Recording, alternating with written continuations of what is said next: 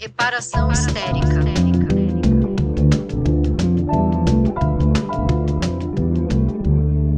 Reparação histérica.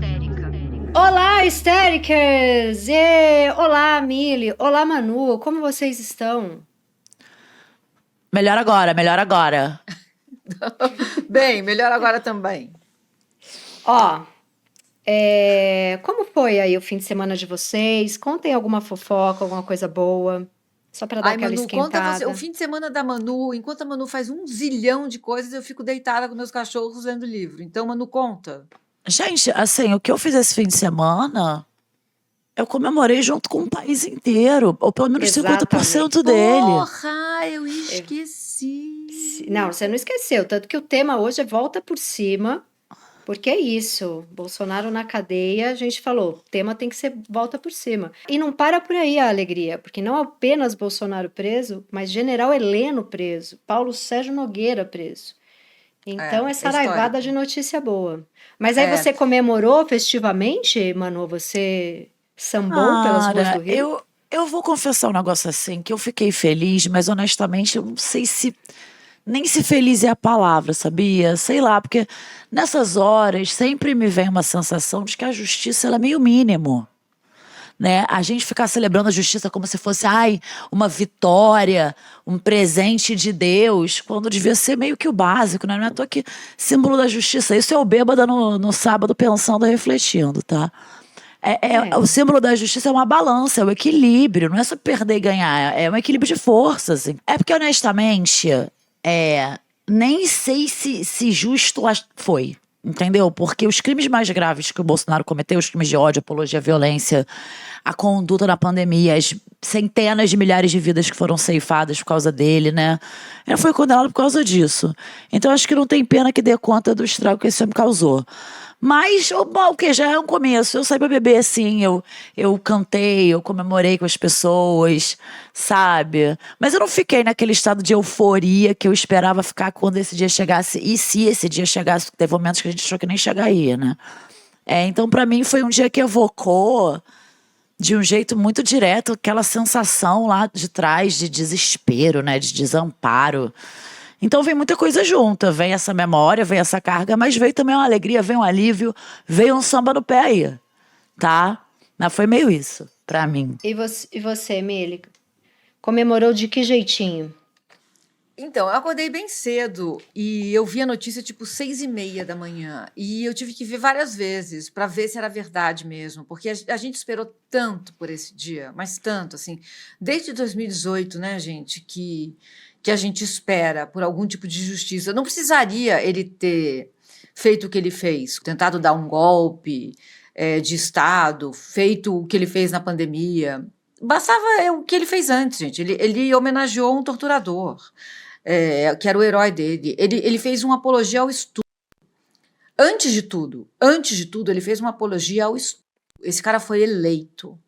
Então, e ele nem está sendo condenado ainda pelo que ele fez na pandemia, né, gente? O Brasil tem 3% da população mundial e teve 13% dos mortos. Isso chama genocídio, né? Ele vai ter que pagar essa conta. Uhum. Então, eu detesto sentir isso, sabe? Mas com ele eu sinto com gosto. Nossa, Raiva. Sim. Raiva. Bom, mas aí o tema, em homenagem à prisão de Bolsonaro, é a volta por cima. E aí, queria ouvir vocês, assim, qual que foi a volta por cima mais importante da vidinha de vocês? Foi em relação a trabalho, em relação a amor, em relação a, sei lá. Tem volta por cima quando você vai ver, você está fazendo coisa aos 46 anos de idade, quem der uma resposta para alguém que você brigou na hora do recreio da quarta série B, né? Eu tenho umas amarras com pequenos traumas da adolescência, assim, que assim, a volta por cima, a primeira que vem na minha cabeça, a mais boba, mas a mais forte da minha vida. Na minha escola tinha um jovem chamado, que o apelido era Binho, o Binho. Jamais esqueci. E Binho, uma vez, fez um bullying pesado comigo na hora do recreio.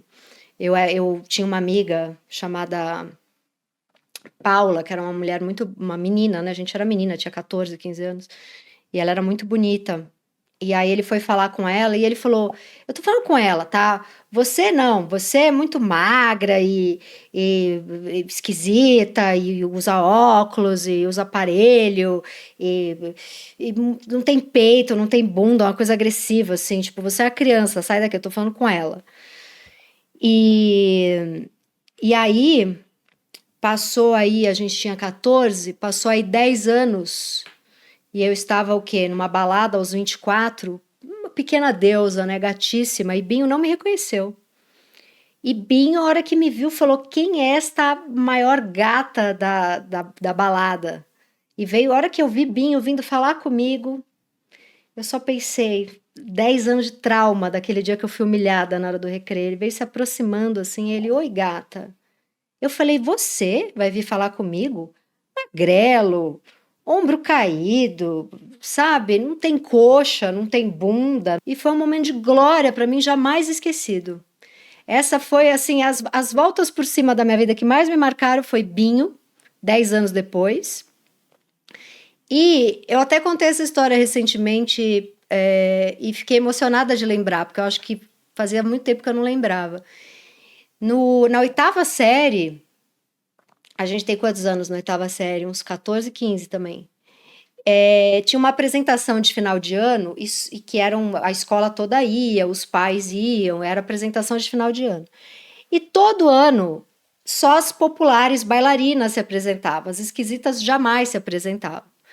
Então, e as apresentações eram chatérrimas, porque eram apresentações de balé, né? Imagina, o que as populares gatas com maior poder aquisitivo da escola fazem? Balé. E aí faziam lá uns balé, não sei o quê, aí tinha os meninos que faziam lá um pouco de uma apresentaçãozinha ali meio banda, eles tinham bandinha de rock e era isso. E eu, no final da oitava série, era uma pessoa muito X na escola, assim, né? Tinha meus amigos e era muito feliz com isso, mas não era muito enxergada ali, era uma menina esquisita. E eu falei: Eu vou me apresentar. E todo mundo: Mas você vai fazer o quê? Eu falei: Deixa comigo. Com quem? Não sozinha. É uma dança? Não é uma dança. Você vai cantar? Não vou cantar. É violão? Não é violão. E o que eu fiz? Eu subi no palco e imitei alguns alunos e imitei alguns professores. Eu fiz um show de humor. Com uma coragem que eu não consigo nem imaginar. Imagina, assim, oitava série, 14, 15 anos, sofria bullying porque era esquisitinha, feinha, não era dos populares. Subi lá e fiz um show de humor. E a hora que acabou, tinha umas 300 pessoas no teatro, todas levantaram para me aplaudir. Todos aqueles alunos que faziam bullying comigo, os pais desses alunos, todos os professores, a diretora da escola. Quando eu olhei a primeira fileira, os professores, eles riam de cair um em cima do outro, assim. Nunca mais na minha vida eu tive uma glória maior do que essa, aos 14, 15 anos, no encerramento de final de ano da oitava série. Então, eu acho que essas são as minhas duas voltas por cima mais foda, assim, mais emblemáticas. Contem Vai, você. Manu. Cara, eu tô achando engraçado, porque eu até fiquei pensando assim, geralmente a gente tem uma ideia meio clichê de volta por cima, que foi exatamente a volta por cima que a Tati descreveu, que é todo mundo no ginásio, aquele filme de adolescente, o elenco todo Sim, aplaudindo. juro por Deus! Mas isso Aplaudindo. aconteceu! Mas que bom, amiga, que bom. Às vezes pode ser assim também, mas eu acho que volta por cima, ela acontece às vezes num momento até meio solitário, que você é feliz no simples, você fala: Ai, passou, né? Que você fala: Nossa, eu dei a volta por cima, porque aquilo já não me atinge mais. Mas essa é muito boa também. Essa aí é a Maravilhosa. volta por cima cinematográfica, espetaculosa. Sim. É aquilo que a gente planeja a vida inteira no banho. Eu vou voltar lá e o teatro vai me aplaudir de pé. E às vezes você, sei lá, trabalha, você é engenheira, mas você imagina que você vai ser aplaudida num teatro. Isso Não, aconteceu gente. aos 14 anos. Nunca mais eu tive um momento desse. Mas você trouxe um exemplo de volta por cima que você trouxe de adolescência, que eu nem ia falar disso, eu não sei nem se é volta por cima, acho que chama tragédia mesmo. Que quando eu era bem, bem guria, e aí tinha essas festinhas e tal, e aí tinha um garoto que era o bonitinho da sala. Me chamou pra perto dele, fez assim: Vem cá. Aí eu, meu Deus, não tava nem acreditando, porque eu era toda, tinha um braço que ia até a minha canela. Parecia um bonequinho de Olinda, não era muito simétrica, não. Minha adolescência não foi exatamente bela. E aí eu falei, tá, fui lá. Ele chegou perto assim de mim, como se fosse me dar um beijo. Eu fechei o olhinho assim, ó. Daqui a pouco ele grudou um brigadeiro no meu cabelo e saiu correndo. Que ódio. E com 18 anos, ele morreu tragicamente no acidente de carro. Manu! É isso mesmo? É isso Eu falei, mesmo? eu fui pensando assim, vamos ver se elas vão rir. Por Pô, isso é que eu nem isso falei o mesmo? nome do garoto, em respeito, que claro que eu lembro também. A Milly tá sem reação. Eu falei, Eu não Ele tá tendo um esperava esse ataque. final. Pois é, ninguém esperava. Embora Cara. esse vá ser o final de todas nós e de todos nós, eu não esperava nessa história tão cedo esse final. Não, muito triste, gente. Essa muito história, eu estou falando, não é uma triste. volta por cima, é uma tragédia. Mas as pessoas até vieram falar, lembra aquele menino lá? Porra. Ficou sabendo? Eu, caralho! Que Triste. isso? Triste. Mas então vamos falar de tragédia pessoal, então. Que assim, eu, em termos de crise, assim, eu sempre fui muito adepta de um paliativo, né? Quando eu tô na merda. Tô rindo. Eu quero deixar Não. claro que eu não tô rindo da morte do menino. Não, eu falei, cara, elas vão rir. Não, eu não tô rindo da morte do menino. Eu tô rindo da história, como ela foi contada, tá bom? Sim, eu também, imagina, não é da Eu morte. contei na maldade. Eu contei na maldade, que eu sabia que subversão de expectativa faz as Você pessoas rirem sabe que o naturalmente. espírito dele tá nesse gato aí, né? Que você chama de filho. Cara, que me abençoando, porque se Caralho, arrependeu que do que história é fez. Pois é. Até me perdi do que eu tava falando, Você tamanho. ia falar de uma tragédia pessoal aí. Do paliativo, que quando eu tô na merda, eu fico sempre. Eu ficava, tá? Porque eu percebi que isso não funciona. Nesse mantra de, pelo menos isso ou pelo menos aquilo. Que é assim, tô na merda de trabalho, mas pelo menos eu tô aqui numa relação maneira, eu tenho amigos maravilhosos, eu estou com saúde, né? Ou o contrário, tô amargando aqui um fim de relacionamento, uma seca, uma lisura, uma solitude, mas pelo menos eu tô bem de trabalho, tô ganhando dinheiro, né? Sei lá. Pois bem, menina. Aí teve uma crise que veio assim, que nem bicuda em todas as minhas muletas. Parecia boliche, maluco. Assim, sabe aquela música da Elis Regina? Cai o rei de espadas, cai o rei de paus, cai o rei de copas, Cai o rei de sei lá, espada, cai o rei de ouro, cai o rei de paus, cai não fica nada. Não fica nada. Assim, foi crise no trabalho, nas amizades, nas relações. Assim, até crise de identidade rolou. Foi tudo ao mesmo tempo. Não tinha um pelo menos pra eu me agarrar. Bom, tá, pelo menos eu tava com saúde. Quer dizer, eu ia falar, pelo menos eu tava com saúde, mas não sei, porque a minha energia vital tava assim, que parecia que eu tinha sido atropelado por um caminhão cegonha, Scania, 8 eixos, sabe? Aquele caminhão que carrega caminhão em cima. Então, depressão que chama, né? E assim, hoje eu vejo que esse foi um dos momentos mais férteis e mais criativos da minha vida. Porque foi quando eu criei meu curso, por exemplo. Né? Foi quando eu comecei a encontrar a minha galera, me conectar com pessoas que tinham mais a ver comigo. Foi quando eu vi quem estava comigo mesmo. Porque quando você não tá naquele modo alegria, querendo passear, querendo confusão, né? É que você vê quem gosta de você por quem você é. Né? É quem tem sensibilidade para te acolher naquele momento, porque você fica com a pele fininha, né? Então você fica mais sensível e você vê mais as coisas como elas são e as pessoas como elas são, né? O que importa e o que não importa. Então, com toda essa destruição, geralmente vem muita criação também, sabe? É a lama de Nanã, né? Onde tudo nasce, tudo morre. E a gente precisa entender que a vida é cíclica. Então que nem sempre a gente vai estar setinha pro alto. E essas transformações, elas são muito importantes para a coisa andar. Parece que não está andando, mas está. Na verdade, às vezes, você está evoluindo muito mais do que quando está tudo aparentemente bem, né? E você, Milinha? Então, assim, primeiro, antes de mais nada, em minha defesa, eu preciso dizer o seguinte. Quando eu tinha 10 anos, minha mãe chamou... Eu vi umas pessoas na sala, eu saí do quarto, fui pra sala, e minha mãe estava na mesa com os vizinhos do 11º andar. E eles estavam falando sobre o pai da família que estava comprando alguma coisa na feira, veio um carro, atropelou, ele morreu. Quando minha mãe me deu essa notícia, eu comecei a rir. E eu desenvolvi, nesse dia, um mecanismo de defesa para lidar com o anúncio de morte, que eu rio. Não foi por isso que eu ri agora, tá? Eu ri agora porque a Manu realmente subverteu a narrativa. Então eu ri. Mas, durante muito tempo na minha vida, tem um episódio de Modern Family, que é a Claire, que ela também ri da morte. Então, é um dos episódios que eu mais rio, porque é isso, eu desenvolvi esse mecanismo. Então, isso eu disse em minha defesa.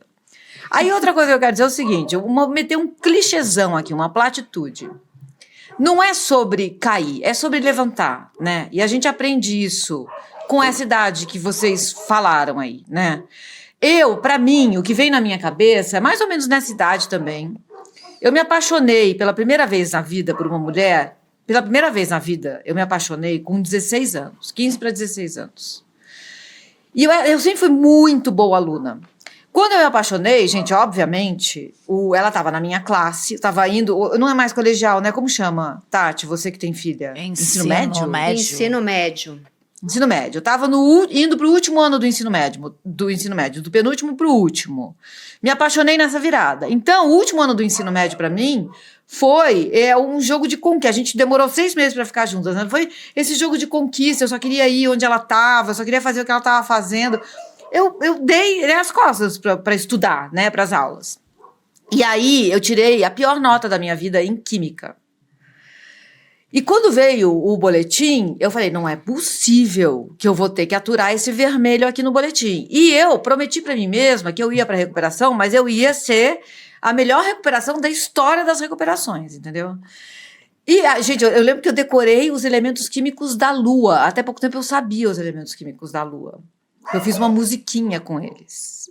Bom, eu tirei a nota máxima. Isso foi tão importante para mim, para eu saber do que eu era feita, do que eu era capaz, onde eu podia colocar a minha atenção, sabe?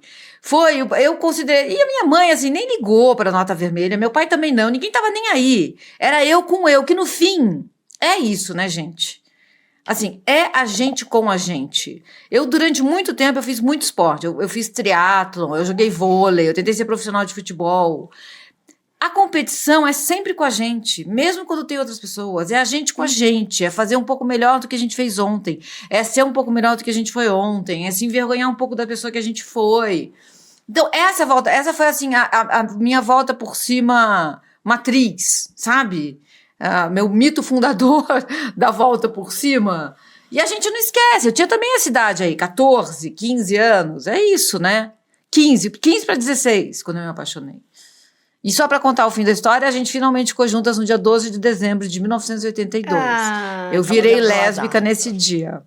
Cara, tem que fazer comemorar dia 12, hein, gente? Isso é Vamos volta já por comemorar. cima. Cara, acho que era o Contardo que falava que não vai ter, a vida vale a pena, para a vida valer a pena, a gente tem que ter pelo menos uns 2 inimigos. Eu adorava essa frase. Porque senão a gente faz sucesso para provocar quem?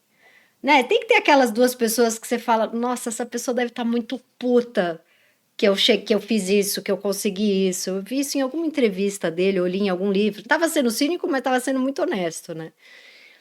E eu acho que não tem nenhuma pessoa, tirando, mais uma vez, vamos homenagear Bolsonaro. Então, o bolsonarismo, ele trouxe muito essa capacidade infinita de odiar alguém. Mas, assim, de pessoas do meu convívio, assim, não tem ninguém que eu exatamente odeie, mas tem gente que eu não gosto e que não é, e que é mais inimigo do que amigo. Tem, assim, né? Tem um...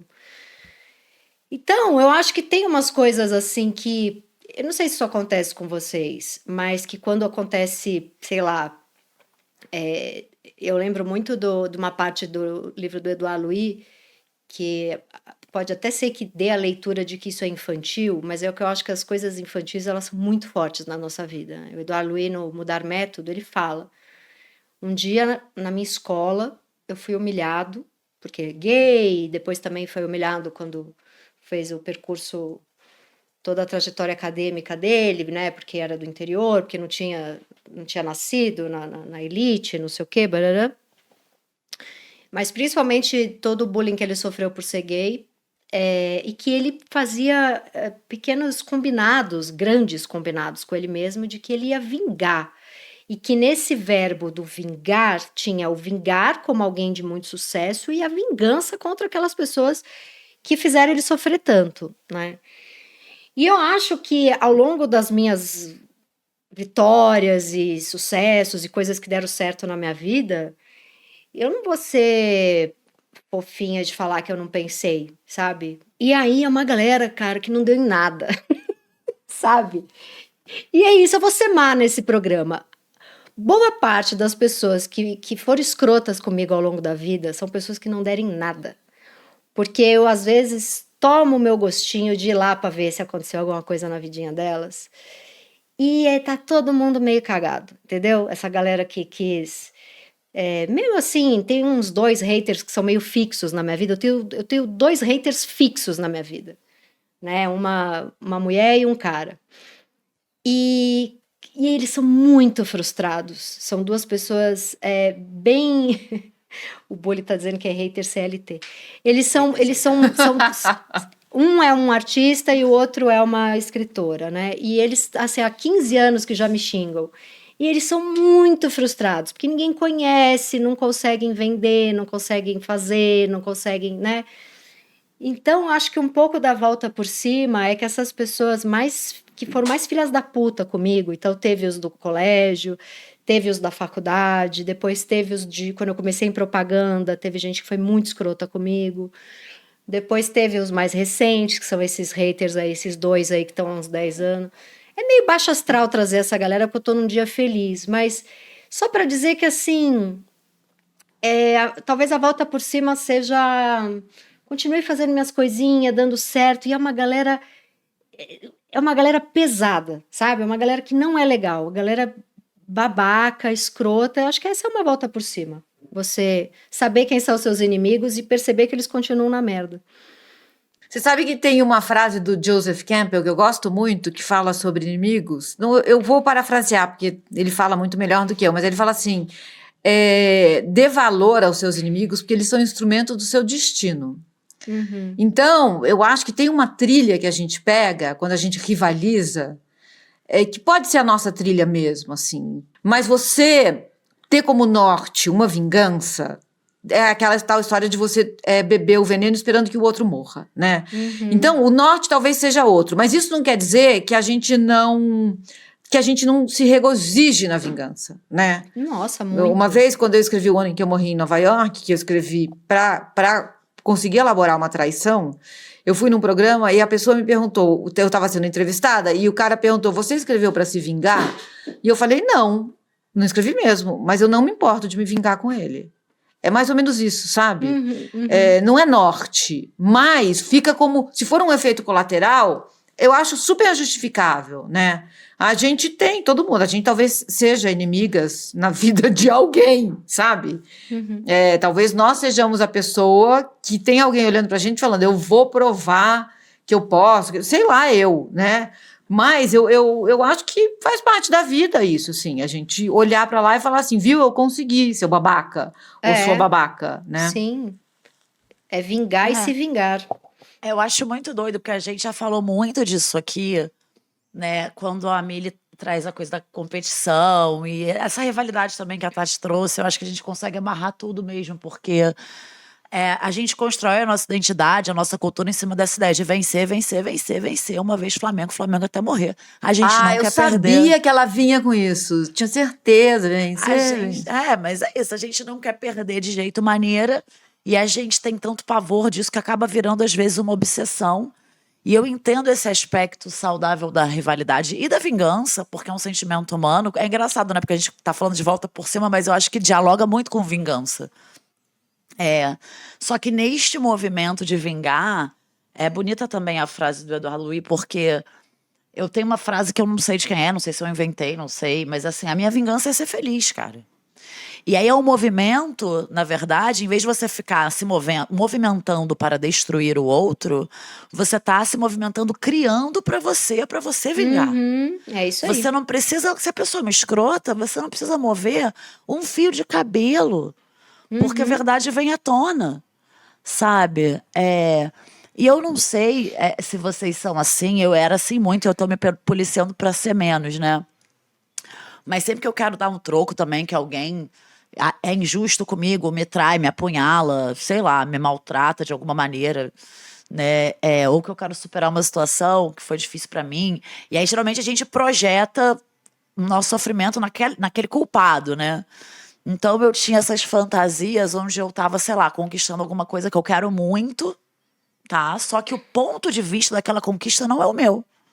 Eu construo essa imagem da perspectiva da pessoa que feriu meu orgulho, ela que tá olhando, assim, ao povo dela. Isso é um sintoma, né? Porque é a nossa perspectiva que precisa ser curada.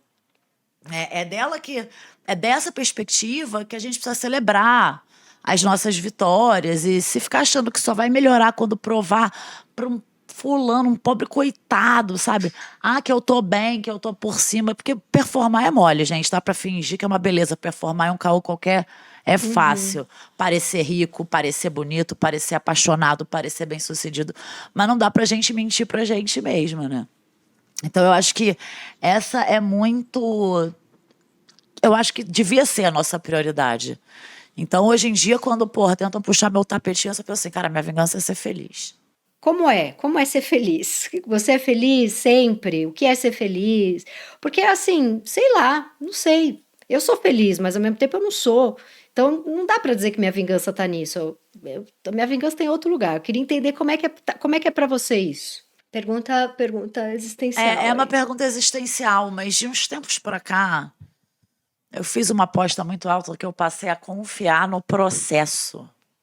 E aí, eu começo a entender que é cíclico, que uma hora eu vou achar que eu tô no fundo do poço e outra hora eu vou estar.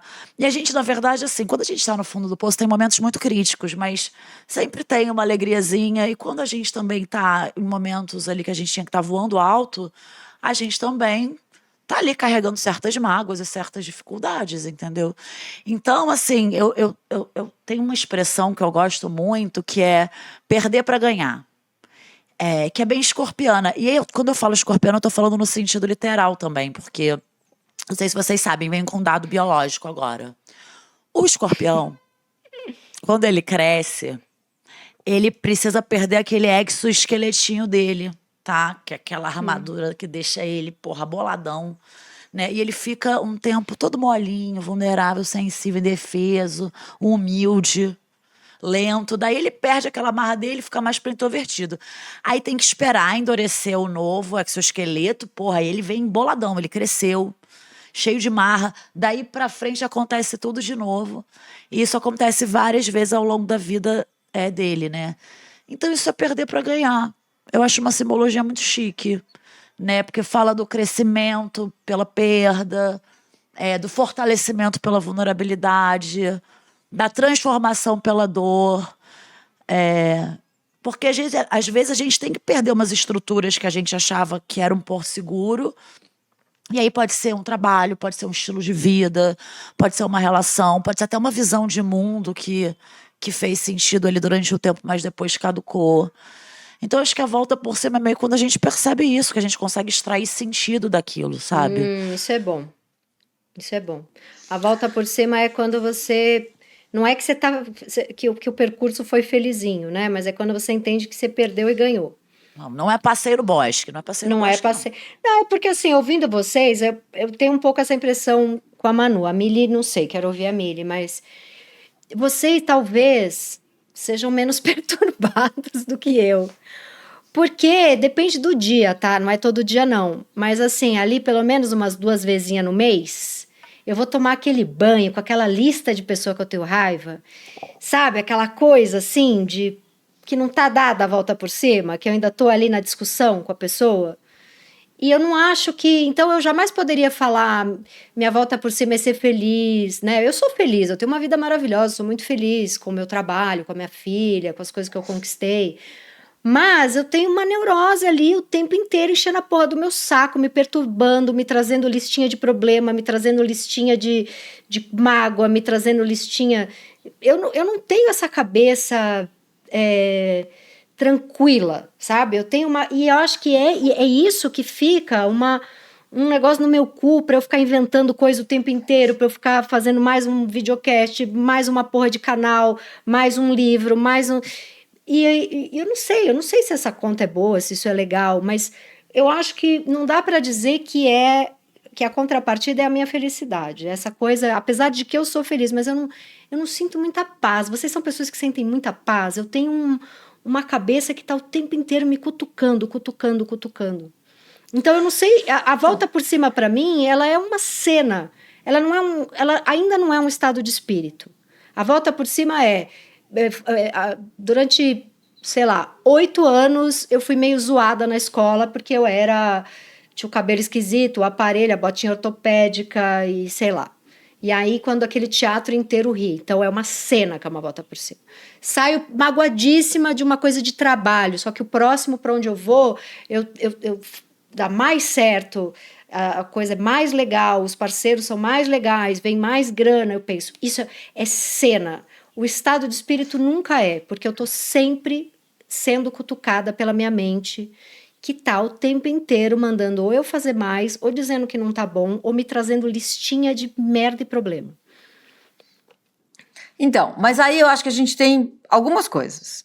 As nossas cabeças são nossos piores inimigos. Isso a gente, né? Ninguém tem dúvida disso, assim. Se eu pudesse tirar minha cabeça, deixar ela numa prateleira um pouco, Nossa. sei lá, sabe? Meu Deus, me deixa aqui um Nossa. pouco em paz. Então, o que me ajudou? Muito. A meditação realmente me ajudou. Porque o que eu fiz? Eu me afastei da minha cabeça. Eu também vou tomar banho, às vezes, ou deito na cama, e eu fico pensando em como eu vou me vingar de pessoas que eu acho que me fizeram mal naquele dia. Então, por exemplo, eu trabalho com futebol. Todo dia eu vou dormir com uma lista de um novo machista de quem eu quero me vingar. Sabe? Eu sou igual. E que eu não posso falar tudo que eu penso. Então, a gente se vinga na ficção também, né? A ficção é uma vingança. Então, a gente tem essa válvula de escape. Mas o que eu acho é que do que adianta a gente chegar no fim da nossa vida, a gente ter conseguido se vingar de um monte de gente sem a gente ter conseguido alcançar uma certa paz de espírito. Que é isso não que vai a ter Manu adiantado tava falando. pra nada, exatamente. Então, eu acho que primeiro a gente define felicidade. Felicidade não é o que disseram pra gente. Felicidade não é... A gente não vai chegar num lugar e vai falar, gente, deu tudo certo. Acabou, estou em paz. Não vai acontecer. Isso não vai acontecer. A vida vai ser cair, levantar, cair, levantar, cair, levantar. Tem problema com a mãe, com o pai, com o namorado, com a namorada. A vida é pagar boleto. A vida é isso, né? Isso não vai ter um dia que isso passou. E que a gente vai estar olhando as estrelas, tomando uma taça de vinho, lendo um livro e falando, deu tudo certo. Mas vai ter um momento em que a gente vai fazer isso. E nesse momento é a tal da horinha de descuido, né? Que a gente vai achar a felicidade ali. Então, eu não sei se ele é um estado de... Ele é mais uma instância do que um estado de espírito. Total. Ele é um lugar que você vai ter ferramentas para alcançar esse lugar, sabendo que ele vai deixar de existir. Porque se ele não deixar de existir, também o que é ele? Quem vai querer viver nesse tédio o tempo inteiro, de tudo bom, tudo bom, tudo bom? Então, essa montanha-russa, gente, vai ser assim até o fim. Não tem o que a gente fazer, né? A gente não vai resolver todos os problemas do mundo agora e as injustiças deixam a gente puta e a gente vai encontrar com pessoas que não vão gostar da gente, que a gente vai querer se ligar. Isso aí vai seguir acontecendo. A questão é como a gente alcança uma certa paz mesmo com isso. Então eu faço a minha lista das pessoas que eu quero me vingar. Eu já tenho na minha cabeça mais 2, 3 livros que eu vou escrever. As personagens estarão ali.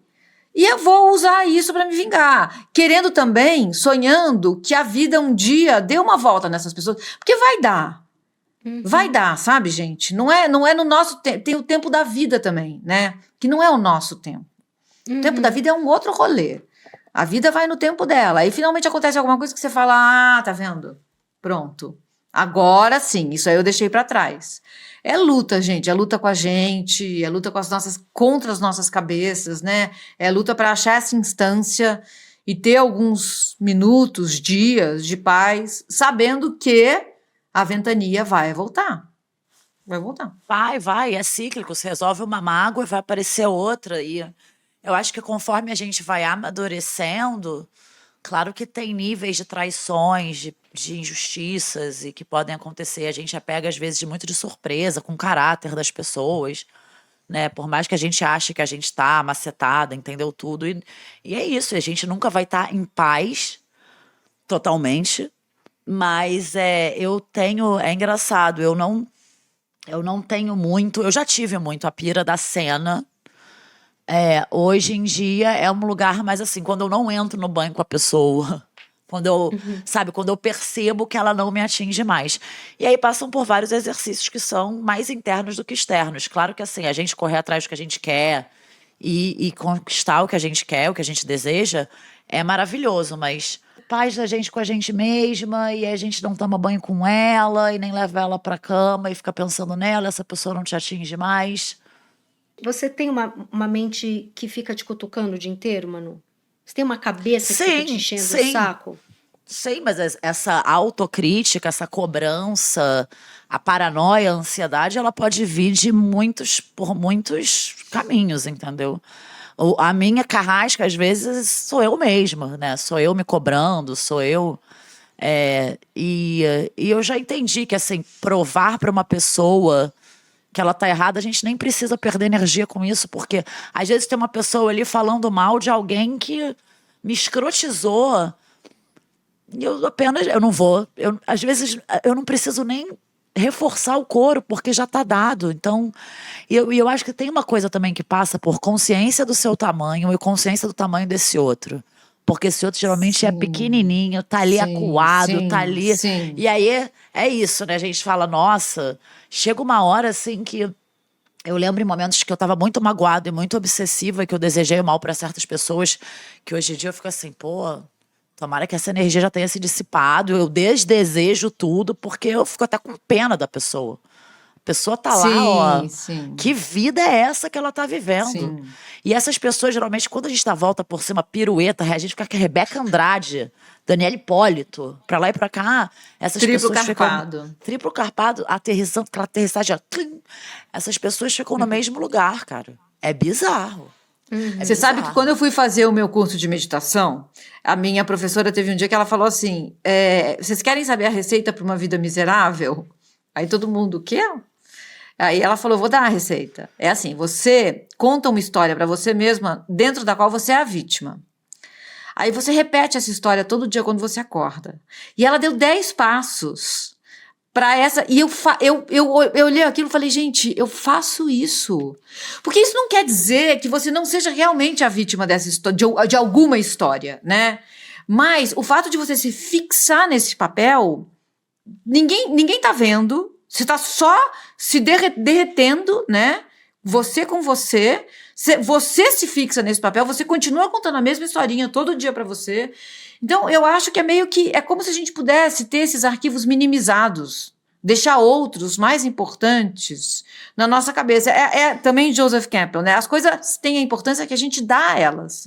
A vida não tem sentido, a vida tem o sentido que a gente dá pra vida, né? E vão ter dias mais significativos, outros menos, assim, mas, gente, é a gente com a gente.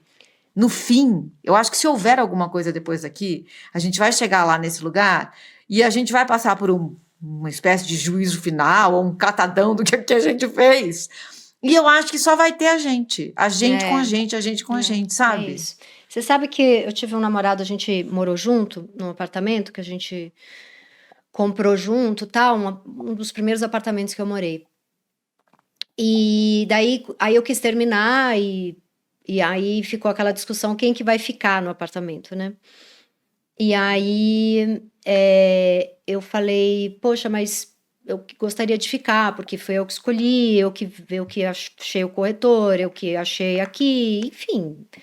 Gostaria de ficar, mas se você quiser ficar, vamos conversar, vamos ver quem fica, quem não fica, tal. E na época ele deu uma resposta muito escrota, assim, tava muito magoado também. E ele falou: olha, eu tenho a quantidade exata para te dar do dinheiro. Se eu ficar, eu tenho como comprar a sua parte hoje. Era um cara mais velho, já, enfim, vinha de grana de família também, né? Agora, se você ficar, você não tem a grana para me dar da minha parte hoje, né? A não ser que você consiga me dar essa grana em 6 meses, que era bem escroto, era uma quantia grande, e era muito impossível de dar aquele valor em 6 meses. E na época uma advogada falou para mim, cara, bota no contrato 3 anos, para você não se ferrar muito, porque você não vai conseguir essa grana em 6 meses. E eu fiquei muito orgulhosa, né? Até porque jogou num lugar não muito legal comigo. Eu falei para ele, eu te pago antes de 6 meses, pode pôr no contrato. Eu vou. E aí foi um período da minha vida assim que eu virei noite para pagar esse negócio. E aí eu comprei um chaveiro que eu vi, tava numa loja e vi um chaveiro escrito assim, dona da porra toda. E eu comprei esse chaveiro como um símbolo de que eu ia conseguir pagar essa parte desse cara. Isso faz muito tempo. Que eu ia conseguir pagar em 6 meses e tal. Esses dias eu achei o chaveiro. O que aconteceu? Eu trabalhei feito uma condenada, virei noite pra cacete, acumulei 80 trabalhos. Na época, adoeci por causa disso e paguei em 5 meses o que eu devia. Que era um valor assim, que eu nunca imaginei que em 5 meses eu ia conseguir levantar. Fiz porque estava com raiva, fiz porque ele me desafiou num lugar muito elitista, muito machista e tal. E quando eu paguei, eu nem lembrei que eu tinha o chaveiro e eu só conseguia chorar, porque aquele amor tinha acabado. Não consegui ficar feliz. Porque na hora que eu consegui pagar, eu pensei, puta, ele falou aquilo porque estava magoado, porque o amor acabou, e o amor acabar é triste, e uma relação acabar é triste, né? E não teve felicidade nenhuma na volta por cima. E esses dias eu achei a chave, eu olhei para ela, me deu uma tristeza. Puta, legal, foram 5 meses que eu gerei 1000 coisas, e foi muito legal como trabalho. Mas como vingança foi uma merda. É só triste o amor acabar. Essas frases ditas são só tristes. Não teve vingança nenhuma, não teve volta por cima nenhuma. Mas enfim, comprei a parte dele, o apartamento ficou pra mim, mas que bosta, né? O amor dá errado, ele é só triste, não tem vingança possível. Bom, nesse espírito de alegria, de dias melhores, né? Enfim. A gente foi falar de volta por cima, mas falou bastante de vingança, que eu acho que tá junto, não tem problema. Tá junto. As pessoas podem falar, pô, vocês começaram com uma coisa de política tão madura, e aí veio pra trauma dos 14 anos de idade. Os traumas de 14 anos de idade são sérios pra cacete. Você vai escutar o podcast da Carol Pires, que Retrato Narrado, e você vai entender que o Bolsonaro só se tornou Bolsonaro por traumas de quando ele tinha 12, 13, sim, 14. Sim. Então são muito sérios. É isso mesmo. Bom, a minha dica, ela é uma dica esquisita, mas eu me emocionei muito com a série de 2 episódios, o documentário de 2 episódios da Adriane Galisteu, Meu Sena. Cara, me emocionei muito. Do João Weiner, muito excelente bem dica. Feito, bem dirigido, e assim... Falando em volta por cima, hein? Porra, era uma menina de 20 e poucos anos, estava no velório do namorado dela, sozinha, a família tratou ela como puta, sabe? E assim, se ela fosse puta, ela era puta que o cara, não tô dizendo que ela era puta, mas se ela fosse puta e ele tivesse escolhido bancar uma puta e a puta tivesse com ele como namorada dele, a família tinha que estar ali do lado dela na hora que o cara morre. Sim, a vida era dele. A vida era dele.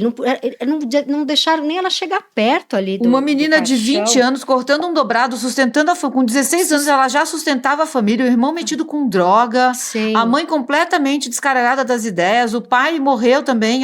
Gente, assim, sabe? Eu fiquei muito emocionada. E a família dele, que horror. Que horror. Aquilo ali é muito elitista. Aquilo ali é um retrato dessa coisa, sabe? Nossa, eu fiquei muito emocionada com essa... E fiquei emocionada de lembrar dica. A tristeza que foi quando o Senna morreu. A minha escola parou. A gente, com uma semana, as aulas eram... A gente ficava vendo... parou o Brasil, né? Sim. E ele morreu na minha festa de 15 anos. Aí a volta por cima foi que eu fiz a festa nos 16 anos. Mas eu fiquei arrasada quando ele morreu. Nossa, Mas gente. E vocês, diquinha? Eu vou dar a dica de um documentário na Apple TV. Se chama, quer ver? Eu anotei aqui, peraí. Embaixo da Luz de Neon. É um documentário sobre a morte assistida da Andrea Gibson. É uma poeta ela é uma pessoa não binária, é lésbica. Então o documentário também ele é bem lésbico, assim, é bem a vida de mulheres lésbicas, sabe? Eu achei muito bonito, muito bonito. Lindo, boa dica. É lindo, como eu falei, embaixo da luz neon. Ela descobriu uma metástase com 45 anos e ela tentou várias vezes químio, até que um dia falaram, não tem cura, e ela falou, bom, então é isso, vou encarar, né? Vamos morrer todo mundo, e a minha hora chegou, e aí ela deixou uma equipe de TV entrar na casa dela e filmar. E ela é uma poeta, então tem umas poesias dela no meio, os escritos Nossa, dela. Lindo, que forte, gente. lindo, vou ver. Eu só queria, antes da Manu, falar que eu falei que é meu Senna, mas é meu Ayrton, né? O nome do doc. É meu Ayrton. Tá onde, gente? Eu quero ver isso hoje. É lindo, tá no... HBO. Eu vou também nessa série agora que está dando o que falar, que tá na Apple TV, que é do Vince Gilligan, que foi também showrunner, criador do Breaking Bad. E, Você viu, assim, Manu? Eu tô vendo, estou atualizada, tá saindo uma vez por semana, toda quarta-feira, para a loucura de todas. E assim, não sei ainda muito o que dizer, porque a gente tem muitos episódios pela frente nessa temporada. A premissa é interessante, a personagem é meio ranzinza, mas uma coisa que me pegou muito, fora que o cara é um gênio, né? Tipo, realmente o Breaking Bad é muito bom, o Better Call Saul também. Eu não consegui terminar, mas porque eu tenho esse déficit aí de atenção, que às vezes eu não consigo terminar séries muito longas, mas eu lembro que o texto era muito bom. Mas é o ritmo e a forma como é contado, sabe? Não é mastigado. As cenas têm o tempo delas de acontecer, é super visual. Então, tá sendo uma experiência ótima, cinematográfica, assistir num tempo que as séries, elas são aceleradas, elas são mastigadas, elas são, né, porque você tá com 3 telas ao mesmo tempo, então fica tudo meio se repetindo, reverberando pra você ter ali, pra você conseguir mexer no celular ao mesmo tempo. Isso não, cara, então te captura de um jeito que, pra mim, tá sendo uma experiência muito legal, então fica a dica aí, Pluribus, na Apple TV. Quero muito ver. E eu Boa. maratonei, assim, vi tudo em 2 dias, Donos do Jogo. Pô, achei muito bom, assim, muito bom. Até mandei um áudio para Heitor Dália parabenizando, porque O é que bem que é os feito. Donos do Jogo? Donos do Jogo Boa. é inspirado sabe como é que chama? Vale o Escrito? Sabe o documentário Vale o Escrito? Então, é inspirado no Vale o Escrito, tanto que tem as irmãs gêmeas gatas ali, só que no Donos do Jogo são irmãs, não são gêmeas, e aí você meio reconhece, assim, os personagens do Vale o Escrito. Mas é uma série de ficção, inspirada mesmo nessa história do jogo do bicho no Rio. Gente, semana que vem temos Elisama, é isso mesmo, produção? A gente tá muito feliz, eu amo Nossa, muito Elisama. feliz, gente, muito feliz. É isso. Então, até semana que vem, você se inscreva no canal, deixe seu comentário e vamos em frente. Beijos. Então, tchau. Beijo, gente. Tchau. Até semana. Beijo. Reparação histérica.